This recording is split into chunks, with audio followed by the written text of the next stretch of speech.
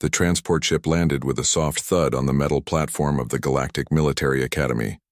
Hana pressed her face against the small window and looked at the massive buildings that stretched toward the purple sky. Her heart beat fast, but she did not show it on her face. She had always been good at hiding her feelings. Hana picked up her small bag and followed the other cadets out of the ship. The air smelled different here, like metal and something she could not name. Around her, cadets from many different worlds talked loudly and laughed.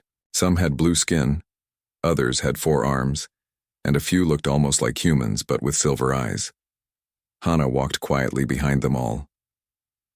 "Welcome to the Galactic Military Academy," a tall alien with red scales said in a deep voice.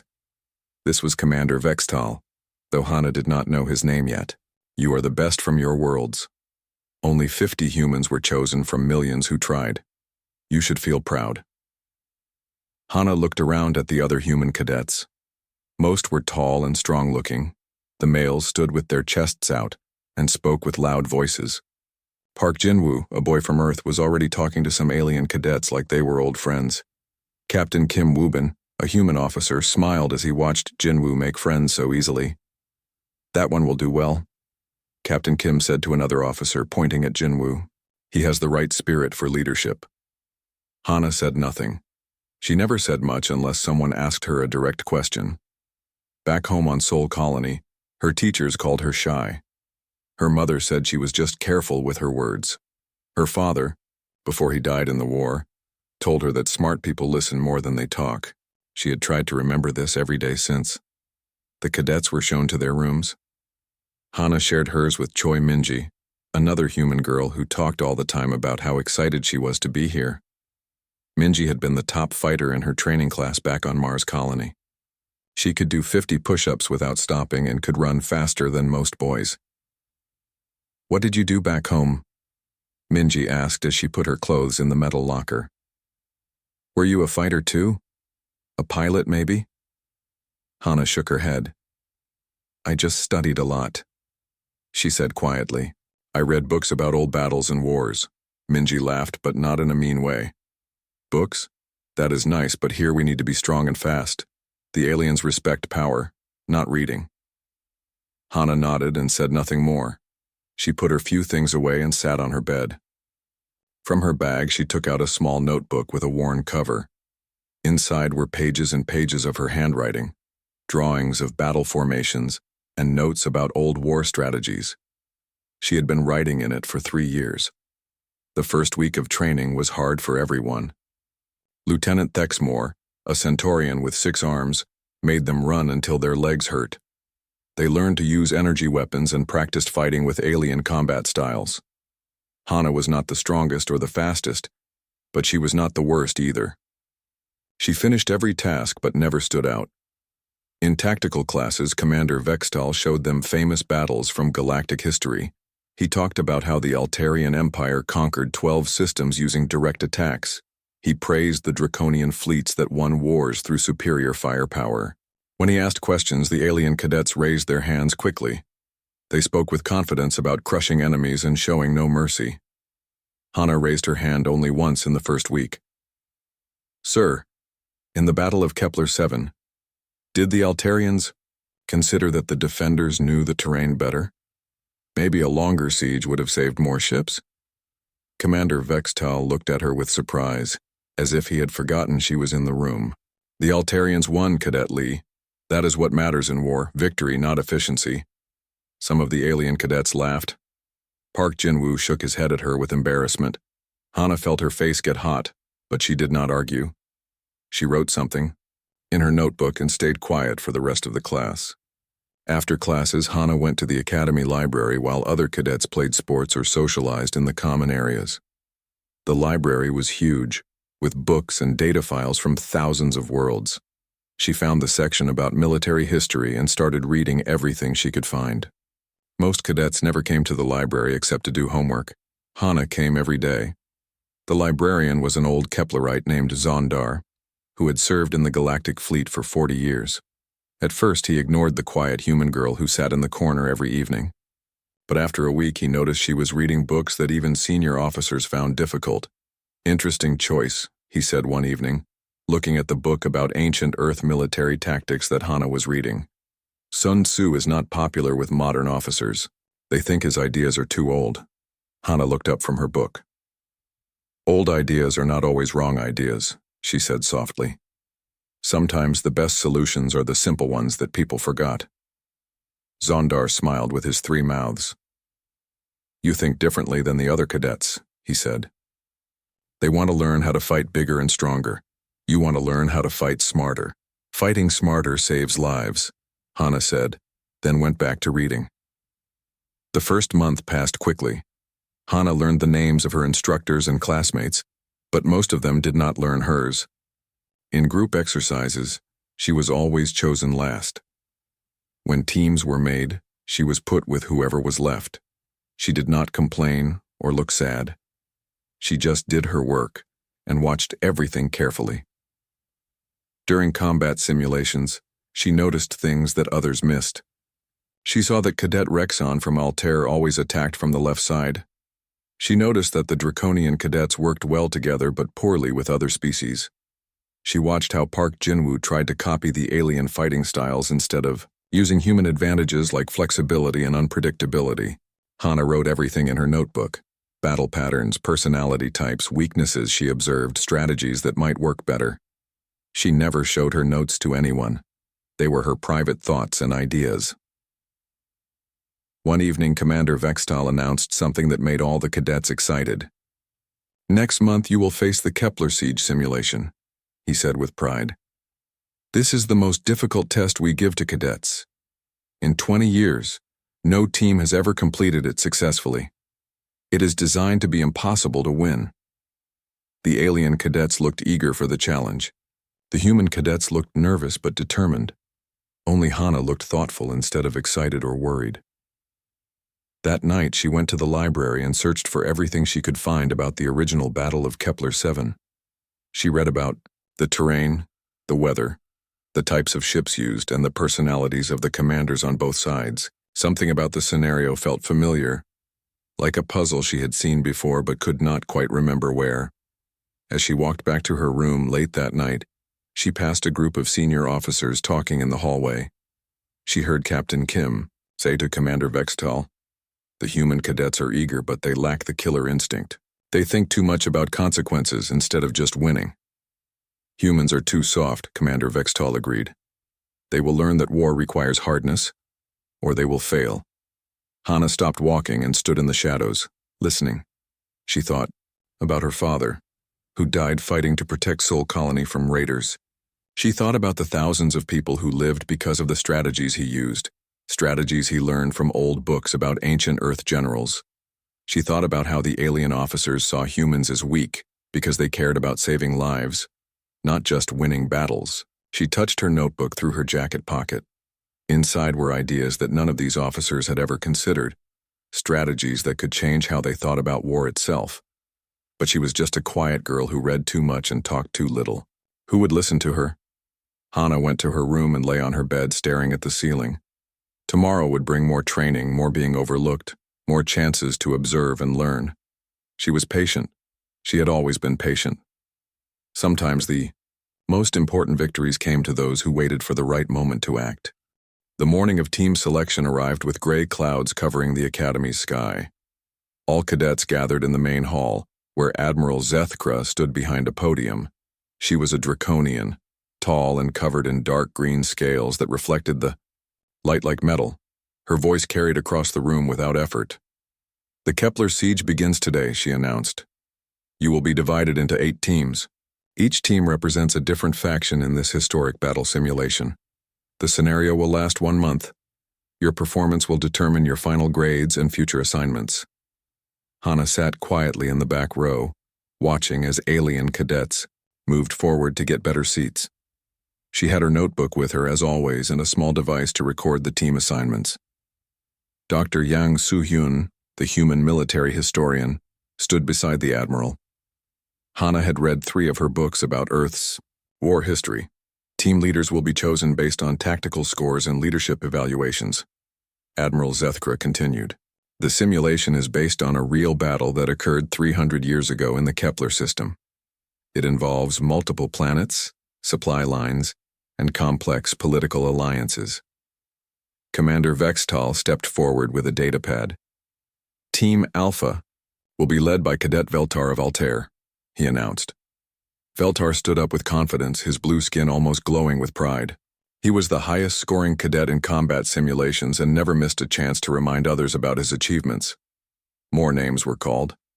Park Jinwoo was chosen to lead Team Delta, which made Captain Kim Woobin smile with approval. Choi Minji was selected for Team Beta under a Centaurian leader.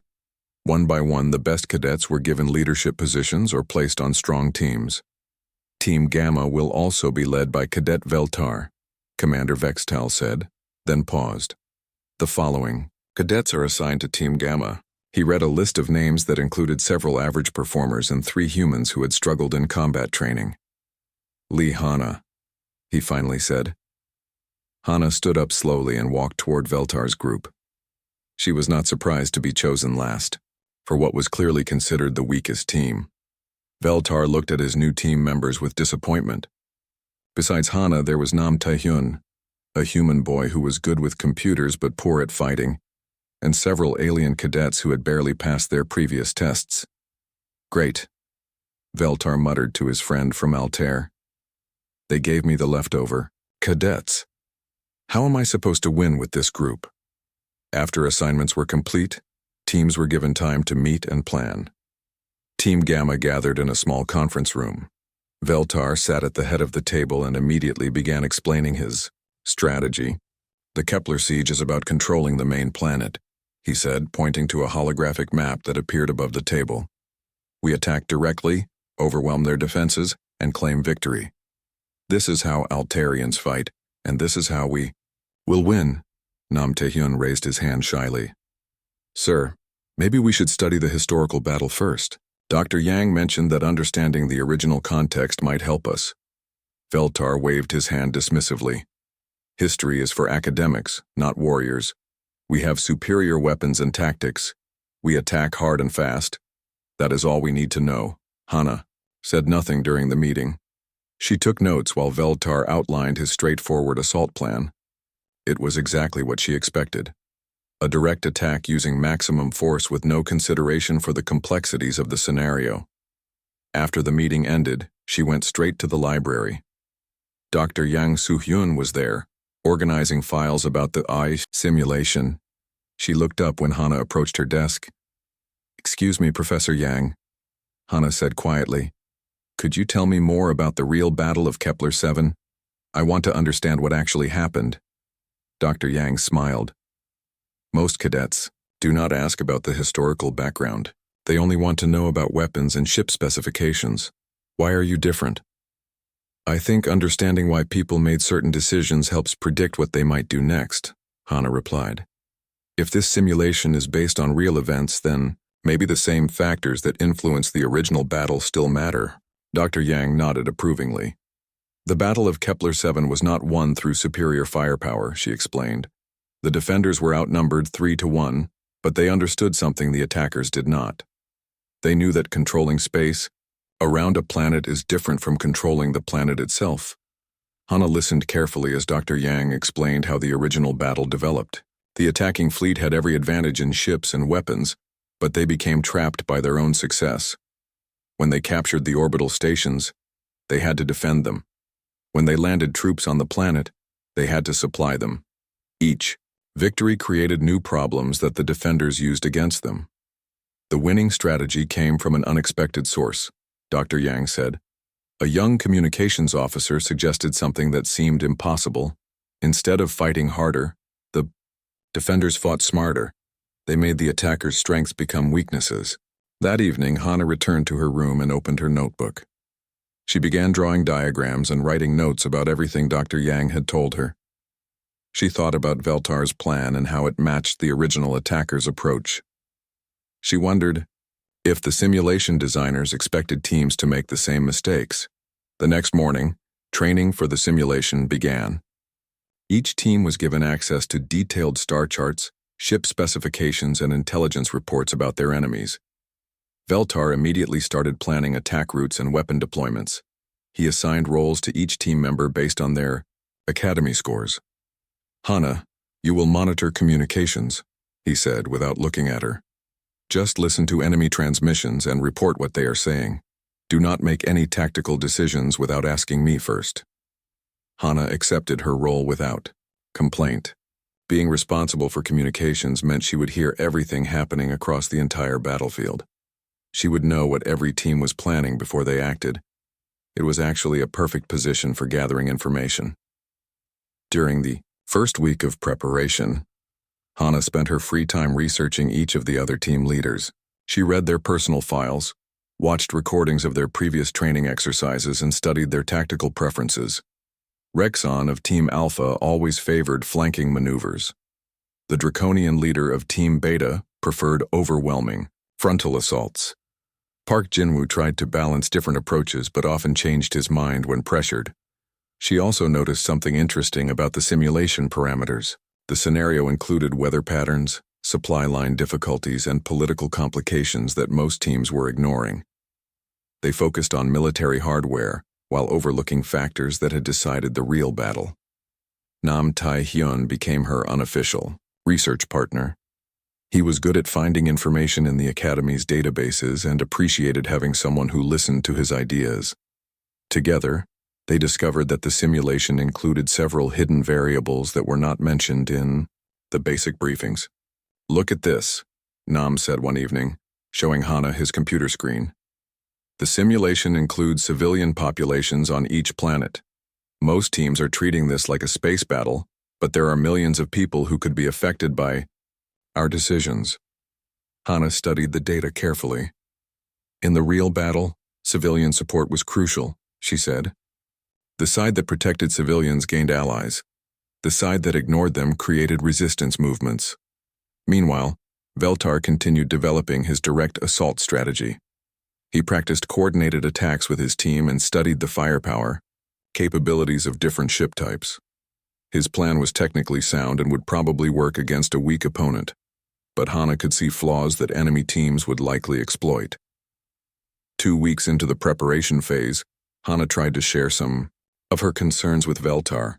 She approached him after a team meeting, when he was reviewing battle formations on his personal tablet.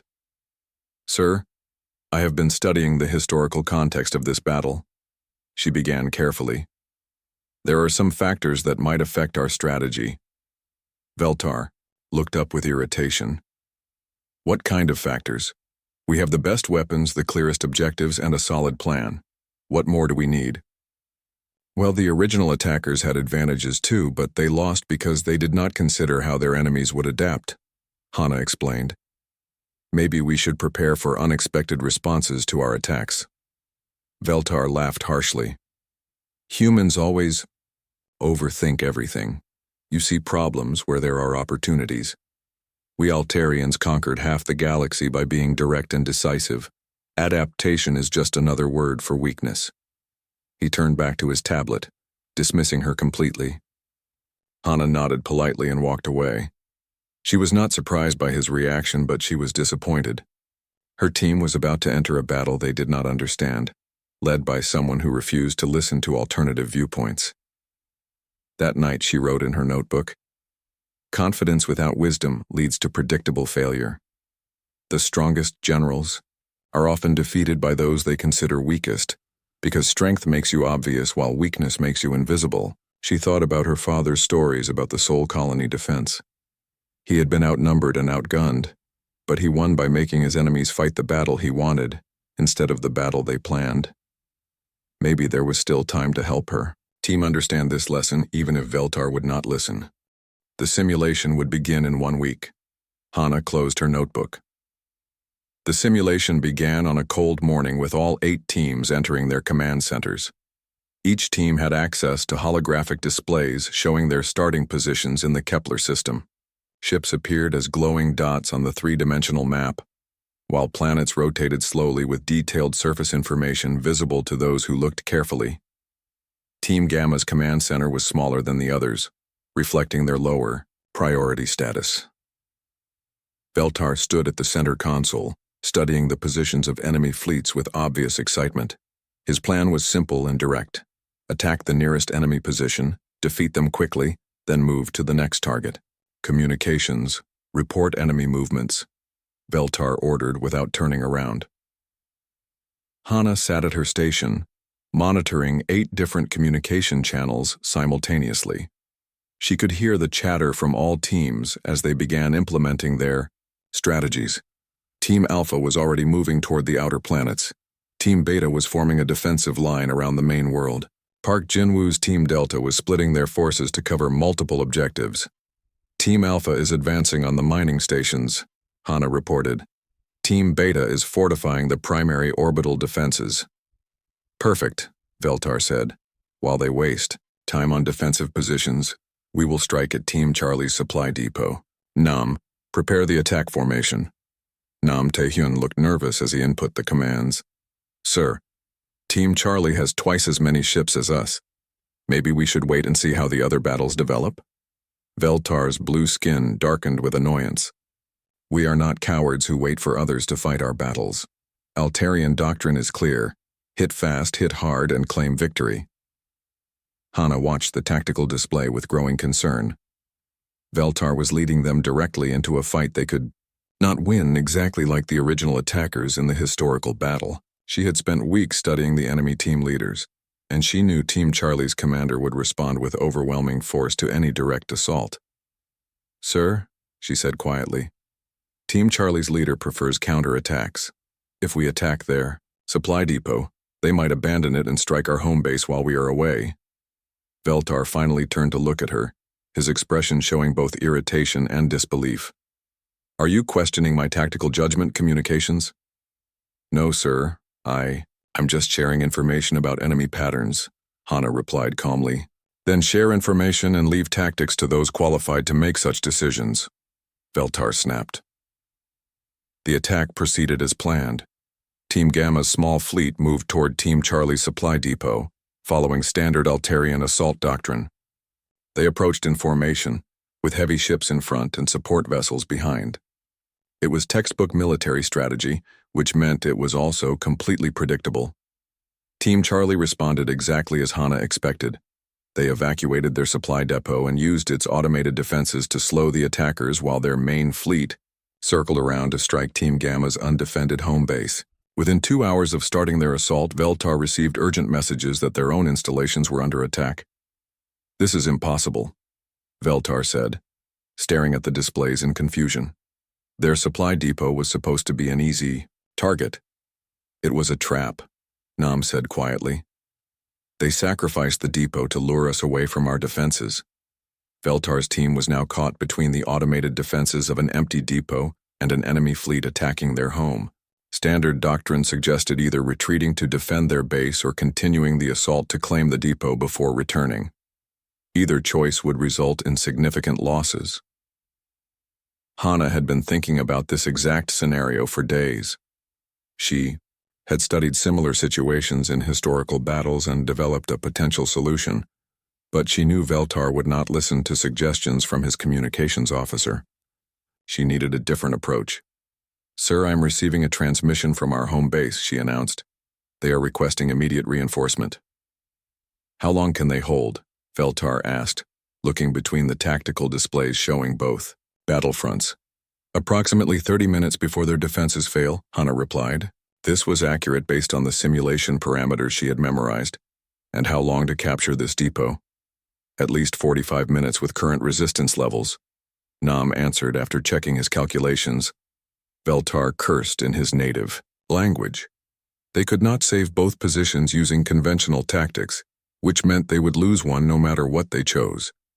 He was facing exactly the kind of impossible situation that the simulation was designed to create. There might be another option, Hana said carefully. What option? Veltar demanded. We cannot be in 2 places at once. We do not need to be in 2 places, Hana replied. We need the enemy to think we are in 2 places. She explained her idea quickly. Instead of dividing their forces or abandoning either objective, they could use deception to make both enemy groups believe they were facing the full Team Gamma fleet. The key was understanding how the simulation processed sensor information and exploited psychological factors that affected decision-making. That is insane, Veltar said after hearing her complete plan. You want us to fake retreat from both battles simultaneously? Not retreat, Hana corrected. Strategic withdrawal with misdirection. We make each enemy group think we are running away while actually positioning for a coordinated counter-attack. Nam was studying Hana's proposal on his computer. The technical aspects could work, he said slowly. If we time everything perfectly and if the enemy commanders react the way she predicts they will. Veltar looked between his two human teammates with obvious doubt. His Altarian training emphasized direct confrontation and overwhelming force. Everything about Hana's plan violated his instincts about proper military conduct. But his conventional approach had led them into an impossible situation. If this fails, we will be eliminated from the simulation in disgrace, he warned. If we continue fighting conventionally, we will be eliminated anyway, Hana pointed out. This gives us a chance to survive. For 30 seconds, Veltar stood silently, while emergency reports continued arriving from their home base. Finally, he nodded. Explain the timing again and make sure every detail is perfect. Hana quickly outlined the coordination required. Their ships at the depot would begin a fighting withdrawal, appearing to retreat while actually drawing the automated defenses into a specific pattern. Meanwhile, their home base would send false distress signals indicating they were about to surrender, while secretly preparing a trap for the attacking fleet. The most crucial element was psychological manipulation. Both enemy forces needed to believe they were winning decisively, which would make them overconfident and careless. Team Charlie would pursue what appeared to be a broken enemy fleet, while the attackers at their home base would advance expecting easy victory. When both enemy groups are committed to pursuit, we spring the trap, Hana explained. Their ships will be out of formation, focused on what they think are easy targets, and unprepared for coordinated resistance. The plan required precise timing and perfect communication between widely separated friendly forces. Nam would coordinate the technical aspects while Hana managed the deception elements, and Veltar commanded the actual combat when it began. Communications begin transmitting false retreat orders, Veltar ordered, his voice tight with tension. Make sure the enemy intercepts them. Hana started broadcasting fake emergency messages between their ships, reporting system failures, ammunition shortages, and command structure breakdowns. These transmissions were designed to be intercepted by enemy monitors, creating the impression that Team Gamma was falling apart under pressure. The deception worked better than expected. Team Charlie's pursuing ships broke formation to chase what appeared to be damaged vessels running for safety. The enemy fleet attacking their home base advanced recklessly, expecting to finish off a defeated opponent. Both enemy groups are taking the bait, Nam reported, watching sensor displays that showed enemy positions. They are moving into the engagement zones. All ships execute coordinated strike, Veltar commanded. What happened next surprised everyone watching the simulation. Team Gamma's apparently retreating ships suddenly turned and attacked their pursuers with devastating effectiveness. Simultaneously, their defeated home base revealed hidden defensive positions that trapped the attacking enemy fleet in a crossfire. Both enemy forces found themselves fighting a completely different battle than they had expected. Instead of pursuing broken enemies, they were caught between coordinated attacks from multiple directions. Within minutes, both Team Charlie's fleet and their home base attackers were eliminated from the simulation. In the observation room, Commander Vextel stared at his monitoring displays with disbelief. How did Team Gamma coordinate strikes across two different star systems? He asked his assistants. General Crixion, a visiting Vorthon military expert, leaned forward with interest. That was not standard tactical doctrine from any known military academy, he observed. Someone on that team is thinking several moves ahead of their opponents. Back in Team Gamma's command center, Veltar looked at the tactical displays showing their unexpected double victory. His team had eliminated two enemy forces simultaneously while suffering minimal losses. It was the kind of success that Militio. Word of Team Gamma's impossible double victory spread quickly through the academy. In the instructor observation room, Commander Vextal reviewed the battle recordings for the third time, trying to understand what had happened. The tactical coordination displayed by the lowest-ranked team was unlike anything he had seen from cadets. "Run the communication logs again," he ordered his assistant. "Sir, we have analyzed them repeatedly," the assistant replied. The technical execution was flawless, but the strategic concept appears to have come from their communications officer. Commander Vextal paused the recording at the moment when Hana first suggested her deception plan.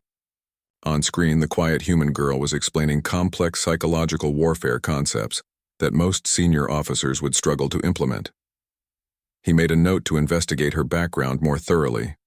Meanwhile, Team Gamma was preparing for the next phase of the simulation. The remaining 5 teams had indeed formed a loose alliance against them, recognizing that the unexpected victors posed a serious threat. Veltar found himself in the strange position of commanding the most feared team in the exercise despite having the weakest starting position.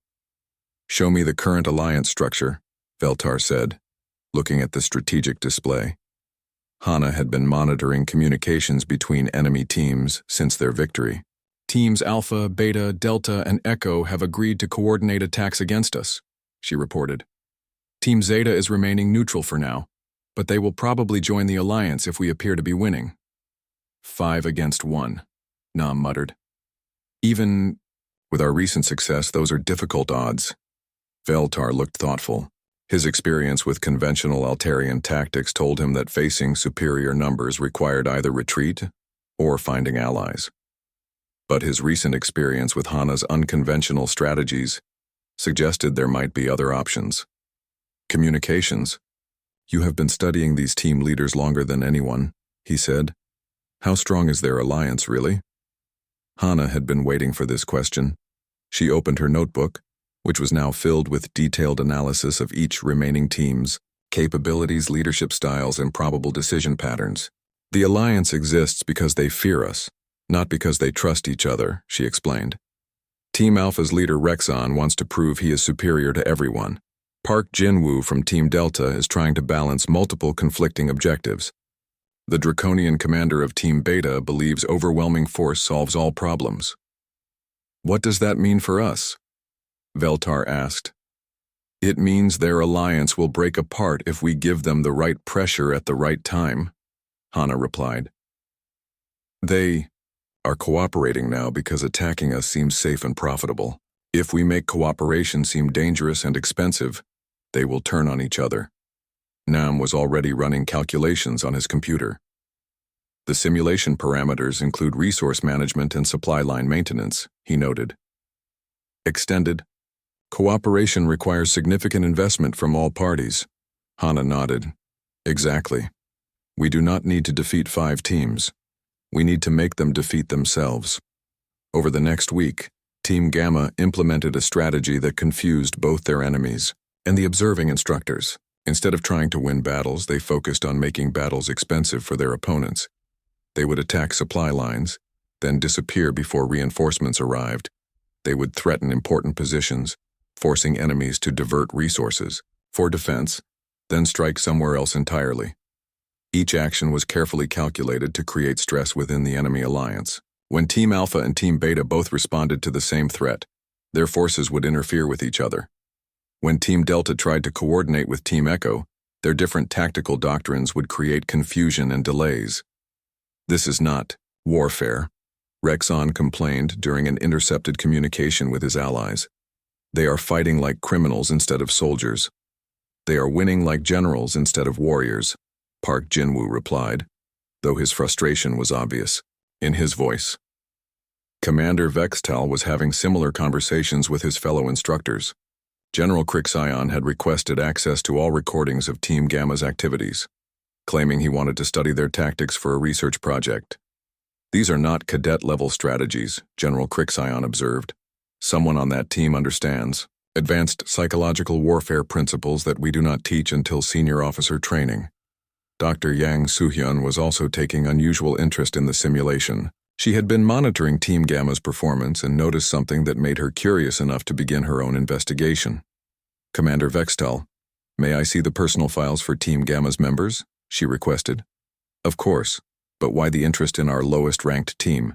Because their lowest-ranked team is demonstrating knowledge of military theory that should not be available to cadets, Dr. Yang replied. That evening, she reviewed the files carefully. Veltar's record showed typical Altarian military training, with good scores but nothing exceptional. Nam Taehyun was academically gifted but had no previous military experience. Lee Hana's file was surprisingly thin, containing only basic information about her colony background and academy entrance scores. Dr. Yang decided to search deeper. She accessed the academy's library records and discovered that Hana had been reading advanced military texts that even graduate students rarely studied. More interesting, she had been checking out books about specific historical battles that seemed unrelated to current coursework. The breakthrough came when Dr. Yang searched for academic publications related to the battles Hana had been researching. She found a series of theoretical papers published in various military journals over the past 2 years, all authored by someone identified only as H. Lee.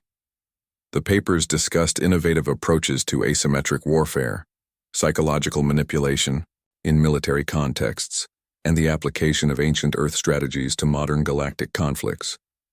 They were sophisticated analyses that had been cited by senior military theorists across multiple species.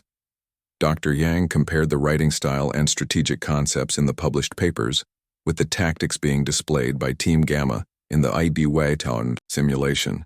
The similarities were too numerous to be coincidental. This cannot be possible, she muttered to herself, but the evidence was overwhelming.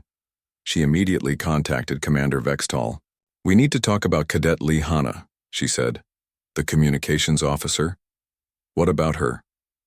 I believe she may be the anonymous author of several influential military theory papers. If I am correct, she has been shaping tactical doctrine across the galaxy while pretending to be an ordinary cadet." The next morning, Admiral Zethkra called an emergency meeting of senior staff. Dr. Yang presented her evidence while Commander Vextal showed recordings of Team Gamma's unconventional tactics. The implications were staggering. "Are you telling me that a 19-year-old human cadet has been publishing military theory that our own officers study and implement?" Admiral Zethkra asked.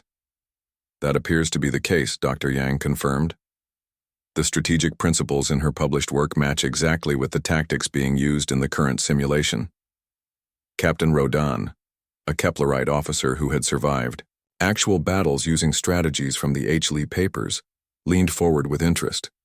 "If this is true, then we have been underestimating human intellectual capacity significantly." Meanwhile, the simulation was reaching its climax. Team Gamma's psychological warfare had successfully destroyed the enemy alliance. Team Alpha and Team Beta had accused each other of cowardice and were now fighting instead of cooperating. Team Delta was exhausted from responding to constant threats that turned out to be misdirection.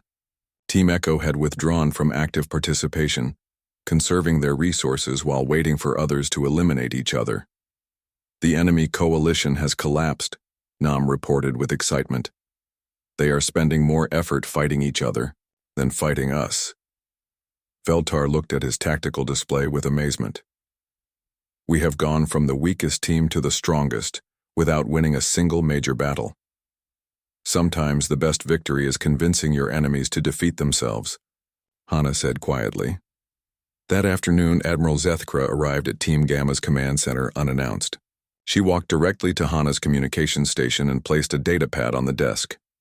"Cadet Lee," she said formally, "please explain to me why your name appears as co-author on the theoretical framework that trained every officer in this room." Hana looked at the datapad, which displayed the first page of the Galactic Tactical Manual. There, in small print below the title, was listed, "Contributing Author, H. Lee, Sol Colony Defense Analysis." The command center fell silent. Nam stared at Hana with shock. Veltar looked confused and amazed. Outside the simulation, every instructor and senior officer in the academy was waiting to hear her response. Hana closed her notebook and looked up at Admiral Zethkra with calm eyes. "Because someone needed to write down the lessons my father taught me before he died defending our colony," she said simply. "And because no one listens to teenage girls, so I used initials instead of my full name." The revelation that the quiet, communications officer was actually one of the most influential military theorists in the galaxy, changed everything. But for Hana, it was just another day of trying to help people understand that winning was not about being the loudest or strongest. It was about being smart enough to see what the Academy's main auditorium had never been so quiet. Every cadet and instructor gathered as Admiral Zethkra stood at the podium, holding the data pad that contained evidence of Hana's secret identity. The simulation had been paused while this revelation was addressed, leaving all 8 teams in suspended animation. For the past 2 years, Admiral Zethkra announced to the assembled crowd, our tactical training has been influenced by theoretical work published by H. Lee.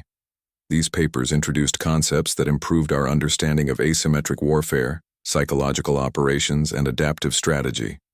She paused, looking directly at Hana, who sat in the front row beside her Team Gamma teammates. Today we discovered that H. Lee is Cadet Lee Hana, a first-year student who has been attending classes on tactical principles that she herself helped develop. The auditorium erupted in whispers and shocked conversations. Park Jinwoo stared at Hana with disbelief. Rexon from Team Alpha looked embarrassed, remembering how he had dismissed her suggestions as human weakness. Even Choi Minji, her roommate, seemed stunned by this information. Commander Vextal stepped forward to address the crowd. The simulation will continue, but first we must acknowledge what has occurred. Team Gamma has demonstrated tactical superiority, not through superior firepower or advanced technology, but through superior understanding of strategic principles. Dr. Yang Soo-hyun took the podium next. I want to share the background of how these discoveries were made, she said. When I investigated Cadet Lee's library usage, I found she had been studying military history with the dedication of a graduate student. But more importantly, she had been synthesizing that knowledge into new theoretical frameworks. She activated a holographic display showing some of Hana's published work. The paper titled, Psychological Factors in Multi-Species Conflict, Resolution has been cited in 17 different military academies across the galaxy. Adaptive resource management in extended siege operations is required reading for supply officers in the Centaurian fleet. The crowd listened with growing amazement as Dr. Yang detailed the scope and influence of Hana's anonymous publications. Her work had been studied by generals, implemented by field commanders, and taught to officer candidates throughout known space. But perhaps most remarkably, Dr. Yang continued, she developed these theories not in academic isolation, but through direct experience. Her strategic insights came from helping defend Sol Colony against superior forces, using principles she learned from her father and developed through extensive historical research. Admiral Zethkra called Hana to the podium. As she walked forward, the auditorium remained completely silent. She had spent months being overlooked and underestimated, but now every person in the room was focused entirely on her words. I did not hide my identity to deceive anyone, Hana began, her voice quiet but clear. I used initials because I knew that papers written by a teenage girl would not be taken seriously by military professionals. She looked out at the audience of cadets and instructors. My father taught me that the best strategies come from understanding people, not just understanding weapons. He said that wars are won by those who think differently, not necessarily those who fight harder. Commander Vextal stepped beside her. Cadet Lee, your tactical innovations have been studied and implemented by officers throughout the galaxy, yet you chose to enroll as an ordinary cadet, rather than accept a position as a strategic advisor. Why? Because reading about war and fighting in war are different things, Hana replied. I wanted to understand how my theories worked in practice, with real people under real pressure. The simulation taught me things that no amount of historical research could provide. Veltar stood up from the audience. Permission to speak, Admiral? Granted. Before this simulation, I believed that direct force was always superior to indirect methods, Veltar said. Cadet Lee showed me that intelligence can multiply strength, and that understanding your opponent is more valuable than overpowering them. She made me a better leader by teaching me to think beyond my training. Nam Tae-hyun also stood. She never tried to take credit for our team's success. Even when we won battles using her strategies, She always presented them as team efforts. She could have claimed leadership at any time, but she chose to support others instead. One by one, other cadets began standing to share their observations. Rexon admitted that Hana's indirect approach had been more effective than his direct attacks. Park Jinwoo acknowledged that her psychological insights had been more accurate than his conventional military analysis. Admiral Zethkra raised her hand for silence. The question now is how we proceed. Cadet Lee, you have demonstrated capabilities that exceed those of many senior officers. We can offer you immediate promotion to lieutenant and assignment as a tactical advisor to the Fleet Command. The auditorium waited for her response. This was the kind of recognition that most cadets dreamed of receiving. A direct path to senior, military positions, respect from colleagues, and the chance to implement her ideas on a galactic scale. Hana considered the offer carefully before responding. Admiral, I am honored by your offer, but I request permission to complete my cadet training with my classmates. Why would you choose to remain a cadet when you could serve as an officer? Because my theories are only as good as the people who implement them, Hana explained. If I want to develop better strategies for mixed species cooperation, I need to learn how to work effectively with people from different backgrounds. This academy is the best place to gain that experience. Admiral, Zethkra smiled approvingly. Very well, you may complete your training as a cadet, but with some modifications. You will assist in developing new tactical curriculum, and your insights will be shared with advanced strategy classes. The simulation resumed the next day, with everyone aware of Hana's true capabilities. Team Gamma completed their victory over the remaining opponents, but now their success was understood rather than mysterious. Instructors analyzed every decision, looking for lessons that could be incorporated into future training. The final results showed Team Gamma achieving the first successful completion of the Kepler siege simulation in the Academy's history. They had overcome impossible odds not through superior firepower, but through superior understanding of their opponents and creative application of psychological pressure. During the graduation ceremony 6 months later, Commander Vextal addressed the assembled cadets and their families. This class has taught us that excellence comes in many forms, he said. Sometimes the quietest voice carries the most important message. He looked directly at Hana as he continued. We have learned that true leadership is not about commanding others, but about helping them see possibilities they did not know existed. Hana graduated with top honors and was assigned to lead a joint species reconnaissance unit. Her mission would take her to frontier systems where diplomatic and military challenges required exactly the kind of adaptive thinking she had developed. As she prepared to leave the academy, Veltar approached her for a final conversation. I owe you an apology, he said. I dismissed your ideas because they seemed too different from everything I had been taught. You do not owe me an apology, Hana replied. You listened when it mattered, and you gave me the chance to prove my theories worked in practice. That is all anyone can ask for. Nam Taehyun, who had been accepted into the Academy's advanced engineering program, joined them. Will you keep writing theoretical papers? He asked. Probably, Hana said with a small smile. But now I will use my full name. Maybe it is time for people to know that good ideas can come from anyone, regardless of their age or background. 3 years later, Captain Lee Hana's unit successfully mediated a complex territorial dispute between 4 different species, using negotiation strategies based on the psychological principles she had developed as a cadet. Her report on the mission became required reading at diplomatic academies throughout the galaxy. The quiet girl who had been overlooked and underestimated had become one of the most respected strategic minds of her generation. But those who knew her best understood that she had not changed at all. She was still the same person who preferred listening to talking, who saw solutions where others saw problems, and who believed that the best victories came from understanding, rather than overwhelming your opponents. The only difference was that now, when Lee Hana spoke quietly, the entire galaxy listened carefully. Her father would have been proud.